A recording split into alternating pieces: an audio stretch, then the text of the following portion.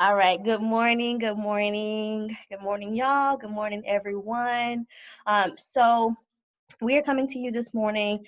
The five of us are Emerge Family Therapy therapists and staff, and so we wanted to kind of have a candid conversation this morning about resilience in the Black community. So we've had multiple days of resources and information, some interactive activities for the community on our page. And so what we wanted to do this morning is just, like I said, have some candid conversation linked to our own experiences, but also just our community as a whole, and provide some different perspectives on what resilience means for us and how continue to support the community as therapists. We won't be before you too long, but I have a few questions for the team, and so we'll share our thoughts, our feelings, and yeah, just kind of let it flow how it flows. Okay. So the first thing that I want to kind of know from everyone is what does resilience mean to you? Like, how would you define it to? So, Dr. Richardson, I will say resilience means to me like going above and beyond when you don't expect it, nor do others expect it. And I don't know why this keeps just playing in my head again, but I definitely hear Michelle Obama saying, when they go low, we go high. And that's just going above and beyond and just conquering all that's meant for us, really. Okay. And my manners, and we did not introduce ourselves. I'm Dr. Shaquinta Richardson. I'm the clinical director and a professor at Converse College for the Marriage and Family Therapy program. Joni, go ahead and introduce yourself, but thank you for that comment as well. So I am Joni Ware. I'm a second year, or going to be a second year at Converse College in the Marriage and Family Therapy program. Thank you, Joni. Jubilee, you want to go next? Yes. Okay. So my name is Jubilee Bullock. I am going to be a second year in the Marriage and Family Therapy program, and I'm just recently going to be starting the clinic. But to answer your question, what does resilience means to me? Resilience means to me to bounce back. So when you get the news that something's not going right, that the world is in turmoil, where we see things on TV, we can see that, we understand what it is, and we find a way to bounce back from any and everything that comes our way. I mean, it can be hard because of the things that are happening in this world, and it just seems like every day there's something new. But no matter what it is, we have to come up with the solutions and come up with ways to go higher, like Joni said, and just push forward and bounce back. So that's what resilience means to me. Thank you, Jubilee. Des, you want to go next? My name's Desiree, and I am actually one of the students phasing out of the clinic and handing off to these lovely ladies who introduce themselves, entering this world as a mastered therapist and learning. And adversity to me is something that, that's resilience to me is whenever you face adversity and you are able to overcome it and kind of learn from it, and you come out a better person. And I feel like resilience is something that I didn't really know the definition of until I was a little bit older. I didn't know that that's what that was. And then when I realized it, I was like, oh, wow, like we as a community, we as a people have a lot of resilience. Yes. All right. Thanks, Des. Alyssa. Alrighty. Hi, I'm Alyssa. I'm actually the AmeriCorps Vista for Emerge Family Therapy Center teaching clinic, and I do a lot of community engagement. But resilience to me is, well, I guess my definition will be a collective of everyone else's definitions, pretty much. But yeah, so when you face a tough time and people will think that, you'll just like be buried under the sand and not bounce back. But you just go above and beyond and tackle that and go further and be able to have knowledge of how to tackle situations to tackle the next one, because there's always going to be something happening in life. Mhm. Yes, yes. I love all those definitions. Being able to bounce back, being able to face adversity, being able to go high when other people go low, and kind of keeping your own values at the forefront, even when people, come at you, if you will. Um, yes, yes. I love all of that. Cool. And I agree. Like, it's being able to overcome. Like, we as a people, I would say, are the definition of overcome. Um, a demonstration, an example, the epitome, if you will, of overcoming. So I love those definitions. So where or how would you say you have seen resilience in our community?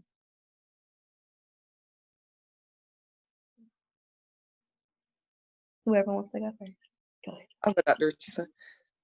So I definitely have seen it in our community, just in the Black community, us as a people, where we have gone through so much, but yet we still have the ability to bounce back, like Jubilee said, and conquer things that have been set before us as a people.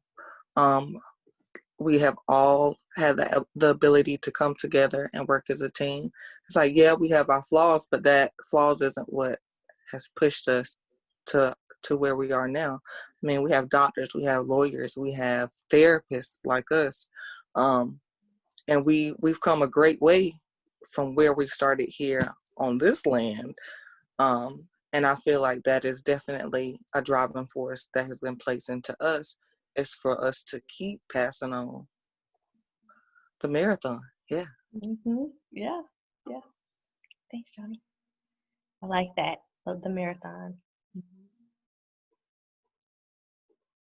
All right, I'll go next. Your question about how we see resilience in our community. I see resilience in our community through the protests through the people that are saying, okay, enough is enough. We are ready for change, real change, because our lives matter and we are important. And I see community on TV every day, of those that are trying to make sure that change is going to happen for all of us.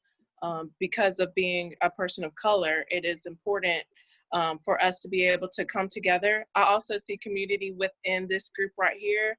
It was really helpful for Dr. Richardson to bring this group together so that we can feel supported. And when she did that, it really helped me to become more resilient, because of this community. Even though it's a smaller community, I appreciate it, and it just helps us to stay strong and helps us to understand that it's not just me that's feeling this way. There are other people feeling that way, and when we come together as one, that's how we are stay resilient in our community. So what I heard from you, Jubilee, was like resilience coming from community, resilience coming from being able to have that shared coming together, that shared experience, that shared support. And also what I heard and what you said was resistance, like with the protests, not kind of like we're not sitting back, we're not just allowing things to happen, we're fighting. We're fighting for ourselves, we're fighting for our communities, we're fighting for each other. Yeah. And like community, yeah. Yeah, because the status quo is not helping our community, and that's where change needs to happen. Because if we keep going in the same way we're going, Black lives, we don't know what's going to happen. And so if we just keep sitting back and staying silent and say, oh, this too shall pass, no, we have to fight as a community, showing the importance of our life. And that's what makes us more resilient, because we're not just going to sit back and let things happen. Yeah, yeah. And that's been our story throughout time. Like that has been our story. We've never just sat back and took it. You know, we've never stopped fighting for our freedom. We've never stopped fighting for ourselves and for each other. And that is resilience. Like we keep fighting every day, really. You know, there's a lot going on right now. And the fight is, you know, a lot more in people's face, but there's always been that fight. There's always been that resistance, even when we were still in bondage, even when we were still enslaved or under certain laws. We've always had that fight within us and always found ways to resist, um, those systems of oppression. So yeah, like all of that is resilience for sure. Thank you. I think another way that the community and, you know, the Black community as a whole has shown resilience is, you know, kind of speaking on what Joni said earlier, like we have doctors and lawyers and therapists and teachers, but, you know, we once weren't able to have that. And we still have people who are like, you know, the first African American to do this, the first African American to have this position, the first African American to hold this, this, and this.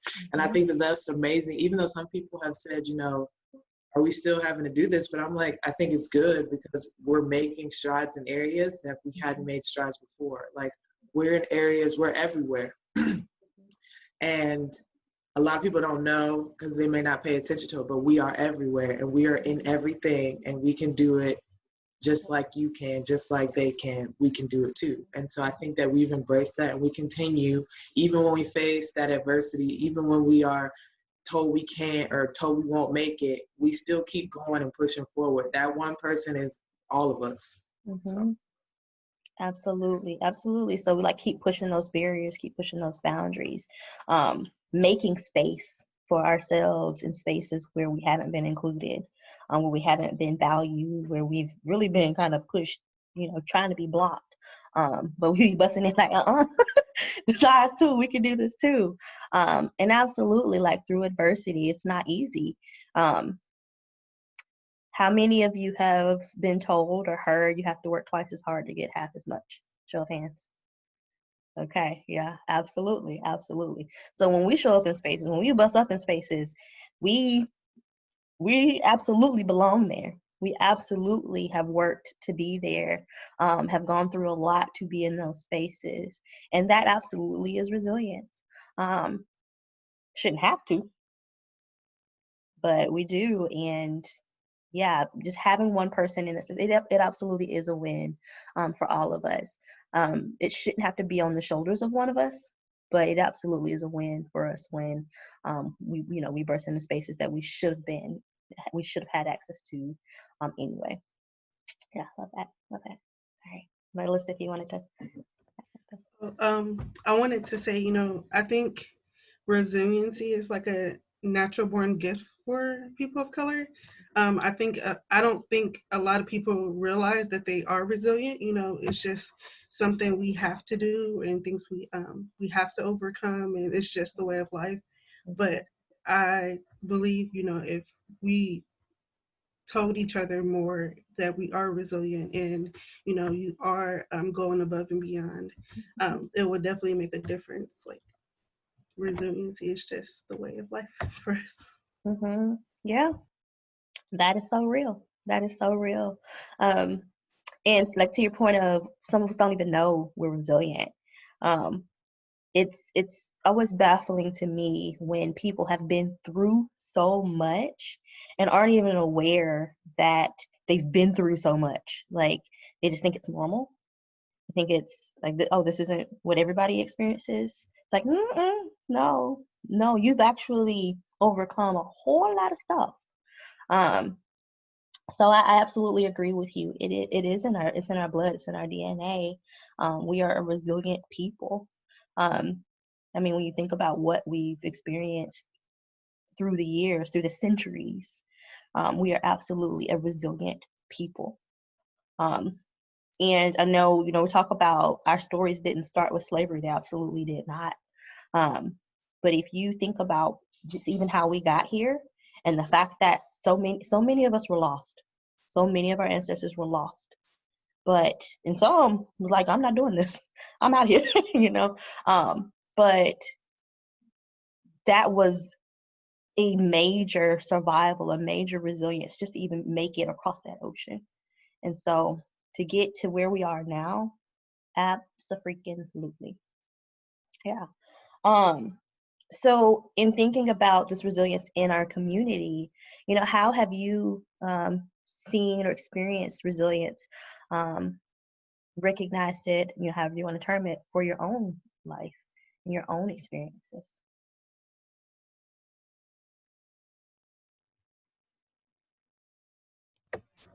I will say that for me, sorry if I cut somebody off. I will say that for me, with my sports background, I felt like I experienced it more during sports, especially playing volleyball, because a lot of people will consider volleyball not a Black girl sport, if you will. And so kind of coming in and breaking that barrier and being the only Black girl on the team. And still, even though people would say stuff to me, not really rude, but just kind of like, okay. Talking about how high I jump and things like that, I like used it as something where I kind of just kept going, kept playing, kept learning the sport, and was able to use it and, go to school and not have to worry about my undergrad degree because of it. And so a lot of people still face that struggle in volleyball and some sports in general, but a lot of people have also opened the doors for young girls to be like, I can do that too. So I feel like not giving up on a sport, not giving up on a dream, and just because somebody made a comment about, oh, well, you can jump so high, or you can jump better than anyone on the team. You just have that natural talent to jump, even though I'm more than that. Yeah. Thanks, Des. Let's see, you want to go ahead? Sure. I think in my case, just like taking a chance on myself. Like, I'm from Cleveland, Ohio, and all my family's stuck there. Like, right? But yeah, like pretty much like all my family is there and no one leaves. And just like me, like going to different states that, people where I'm from would be scared to go to due to, stereotypes of like the Ku Klux Klan is there and oh, there's only white people in Montana, you're not going to be welcome and things like that. But taking a chance on myself to see if I can survive in the world, as well as just grasping other cultures to better myself when I am going to practice in the mental health world. But that's another note on mental health. So I'm pretty sure people have similar stories, but growing up, like mental health awareness and things like that were not a thing. So me like facing my family and saying, hey, this is not okay, there's something wrong. I want to see someone. And, being able to bounce back from all that backlash of like, well, what about this? And you don't need this. And medicine's not okay and things like that. Just being resilient in that factor to just keep going forward and seeking help and things like that. Yes, absolutely, and y'all know mental health in our community. That's a tough one. That's a tough one to have conversation about, to understand. Well, I don't know if it's hard to understand as much as it's just something that we don't really talk about. But yeah, that's a tough one within our community. So that is absolutely resilience for you to be able to broach that and to be brave and courageous in bringing forth those conversations. Absolutely. I can go. I wanted to say that resilience for me was and still is when I get the no. There's been plenty of times where I was, you look at my resume, you see me in an interview and I was still told no. And that's happened several times. There's been times where I was there first and then I even helped the person that came after me and they got the position and I didn't. I was told no. But even in all those no's, I still had to rise above the no and be ready for when it was my time for my yes. Mm-hmm. And one thing that was important for me with my yes is getting into graduate school to be a marriage and family therapist Mhm. I got a yes. And so even with the no's, there's resilience in the no's and there's resilience in the yeses. And I'm glad that I'm a part of mental health. I've dealt with my own mental health and rising above that. And then to be able to help others and bring them along with me. So resilience isn't just about the no's or the yes. It's not just about me. It's about bringing people along with me to rise up, no Yeah. matter the color. Yeah. Yeah, absolutely, absolutely. Yeah, I think that's so powerful. Like just the idea of not letting no's stop you. Like you're gonna get, like, it's a part of life. You're gonna hear no. You're gonna have doors slammed. You're gonna have things that don't work your way, or yeah, that don't go your way. And so being able to keep going when that happens, is huge. I mean, that is what it is. But yeah, absolutely, bringing people along and recognizing when people have supported you, or need your voice, or need your leadership to also help bring them to places where they want to be. Absolutely, absolutely, love it. Great. Thanks, Julie. Johnny. So my story with resilience is kind of just my testimony of who I am. I'm just coming into this world as a preemie, and my mother being told, hey, if she makes it past 2 weeks, she will be blind and mentally challenged. And as you see, I'm a very old 2-week-old. Ever grateful for that, but just due to being a preemie, I was faced with many challenges, definitely in the academia world, and so just the resilience that I've had to, not just stop at high school, to continue to push through college and push to graduate school, which I can't believe I'm even here, but I'm, super grateful to be here, in order to scope myself and to be the therapist that I have always wanted to be, despite professors telling me, hey, you may need to change your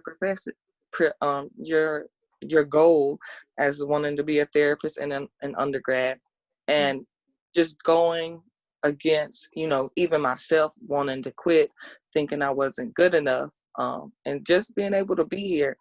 And I'm just super glad that I have that resilience embedded in me. And I feel like it's in me because of my ancestors, as well as I'm forever grateful for the village that I have surrounded around me that keeps me motivated and keeps me on a straight and narrow, even when I want to park the car and be like, all right, y'all can have this. I'm just gonna stick to this. So I'm Yeah. super grateful just to be the woman that I am today, and I look forward to helping other women, especially other women in our community, to let them know that the fight that I have in them is the same fight that they can have in them, and I just look forward to helping them along their journeys. Yes, yes. So you were resilient from birth. Like you came out fighting. Well, all right. Yeah, and I mean, so you touched on like education and how one thing let's know the educational system isn't built for us either. But a lot of times there will be naysayers and people that will tell you you can't do something, that you aren't good enough, or that you aren't prepared, or whatever the case. But as y'all can see, we here, you know, master's, like getting a master's degree, being in this space, being on this call right now, being in a master's program, that takes resilience. For it, sometimes it's hard to make it through high school, much less undergrad, then moving on to a master's program. So y'all are already resilient just for being here. Absolutely. So for me, of course, did the master's, and went on to get the PhD, which we're here, this many of us in, at this level. But that's, and of course that came with its own challenges, but that's not even the thing that I want to highlight in terms of my experience with resilience. Something that I've been really processing and understanding more and more when it comes to family and the women that came before me. Really understanding, or really observing. I don't know that I will ever fully understand because we are in a different space and time than where they were when they were coming of age and coming up to the the ages that we are now.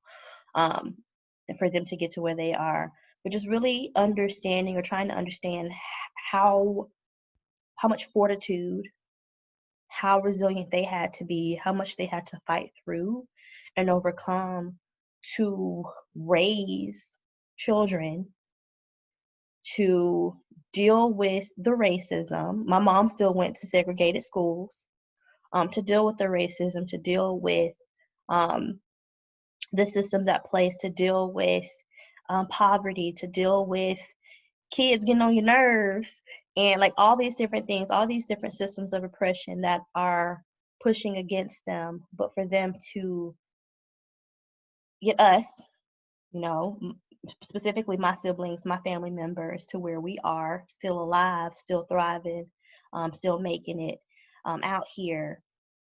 But for my mother, my grandmother, aunts, all of them to still be here, for all of them to raise families, to make it happen. We always talk about, Black women will, make $1 out of 15 cents, will make something out of nothing, will make a way out of no way.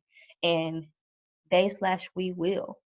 They teach us how to do that. We have that too. And so that's another piece, just wanting to pay homage to the resilience of our foremothers and the ancestors and the women that came before us who have put the world on their backs. So that's where I've been really kind of focusing and recognizing the resilience of our people, and specifically Black women, and really wanting to just recognize that and support that and uplift that, because the world does not.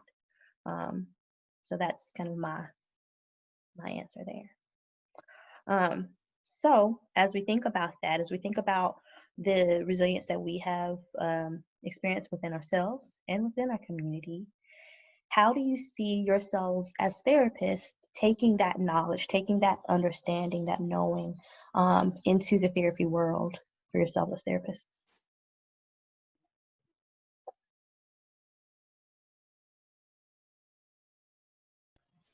Well, I am entering my master's program this fall, so I'm not at the same stage as everyone else. But You got it, girl.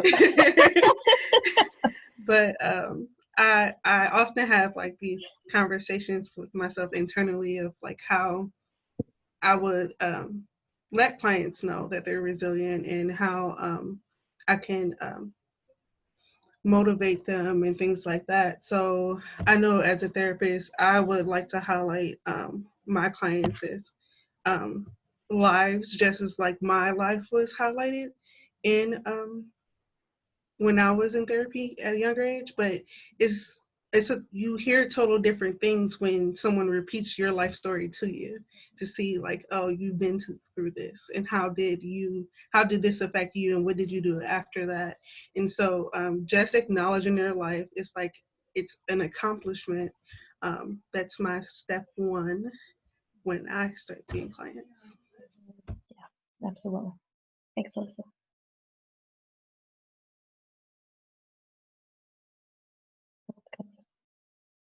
I can go.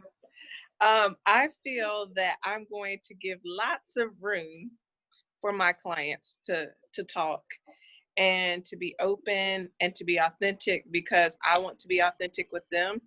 So just doing that, I feel like that's how I'm gonna be there for my clients. Yes, in space.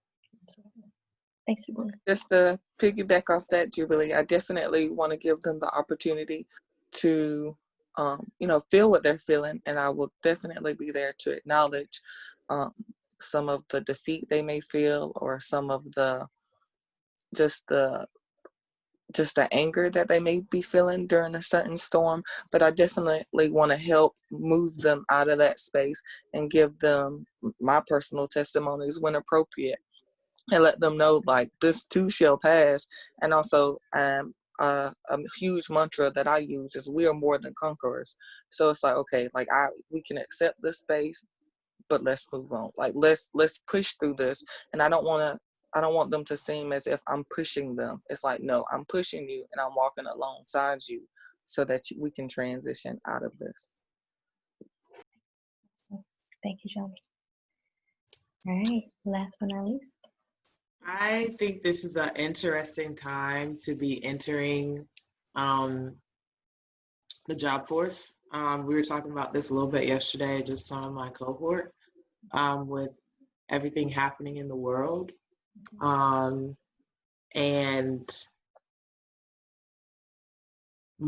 seems like more people are starting to have these conversations and really think about things. So really kind of, what everyone is saying, but also being like a cheerleader for people, trying to be in their corner, trying to help them out, trying to make sure that like, I understand what you're saying. Like, I've been there, I'm in there, like, I will probably be there, like, just letting them know that like, I'm here for you and I appreciate you. And also trying to be that therapist who's like, maybe challenging people who may not understand or who may say something that I may not too much like, or I don't agree with. And I may say, hey, why do you feel that way? Why is this the way you are, thinking about this or whatnot? And see what they say and see if we can talk it out so I can maybe understand their perspective and say, okay, I see why you think that way. I may not agree still, but still being able to hear their side. Because, I know that some people may feel like they may not be able to speak. So allowing that room and space, like others said, and also pushing them along, but also being that cheerleader, being that ear. Like, I know that me as a Black woman, you may feel uncomfortable or you may feel like this or that, but I want you to be open. I want you to be real with me so I can be real with you. Yeah, yeah. And that's something I think that's really valuable in therapy, just being authentic to who you are and allowing clients to be their authentic selves. Like, therapy should be that space where people can just be and have their voices and their stories be heard, and be heard with an open ear, not an ear that's going to judge, an ear that's going to question their experience, because that's one of the biggest mistakes that I think that a therapist can make is, listening. Like, it's okay to ask questions, but to question the validity of someone's experience, that's harmful. And so I think one of our benefits, we need more Black therapists, like, flat out, no question. We need more Black therapists. And part of that is that cultural knowing of some of these things that we talked about, throughout this call, of, what we have been through as people and how that impacts us on a daily basis in our workspaces, in our families, in our communities, without that question. That's not to say that every Black person knows every other Black person's experience. We know that's not the case. But there are certain things that we all experience or all have some understanding of, that the client doesn't have to be concerned with the therapist challenging their experience or invalidating their stories. And so that's something that has been just really powerful. I know as y'all are continuing to grow, continuing to learn, continuing to develop. I know y'all mentioned at the beginning that some of y'all are just now, getting started as therapists, just now getting started in the practicum. And then, we have a launching therapist, somebody getting, starting their programs. And so we have different levels here of experience. And so, I'm a little more experienced, just a little bit more. And so one of my goals as a therapist, specializing with specifically Black women and people at the intersections of identity, of really holding that space and being able to recognize the unsaid and making that space for that conversation to be open and to challenge the status quo of what we've been taught about who we should be and how we should live and how we should show up in the society. And that becomes more and more like, I don't know if more and more is accurate, but especially right now with everything that's going on, people need us to be able to hear them. People need to be heard. People need to be seen because we've been oppressed, held down, silenced for so long. And so if therapy can be a space where clients can be heard and can be seen, talk about being feeling seen and feeling felt. Like if the clients can experience that from us, that is what I want to instill in y'all. That is what I want y'all to learn through this program. And not just y'all, the white therapists in our clinic as well. They need to learn this too because they're going to be seeing Black clients. But that is what I want y'all to leave here with, understanding, knowing that racism is real. Y'all know that from your own experiences, but knowing that it's real and being able to hold that space, be in that space with clients. But making sure that clients know that they are resilient, that we are more than conquerors, that we are fighters, that we are overcomers, we are survivors. But we also need some rest. We also need some respite. We also need a place to just be. And so hopefully therapy can provide a combination of those things so that we can keep going, we can keep fighting, we can keep supporting each other and moving towards that society that, you know, we're fighting for, so that we don't have to hide, have to fight all the time. All right. So I don't know if there are any final comments or statements, anything that anybody wants to share, say. It's like Jubilee, were you about to? Okay, I thought you were about to unmute. I want to thank each of you for showing up today, sharing yourselves, sharing your time, sharing your experiences. I want to thank y'all for initiating this, like just wanting to do something. I'm very grateful to have y'all in the program. I'm not gonna cry. I might cry. But I want y'all to know that I'm grateful for y'all. I am here for y'all. I will support y'all in any way that I can. Not just now, but through time. Please keep showing up. Please doing this work. I can't wait to see what y'all do in this community and beyond. Talk to y'all later. All right. Bye, y'all.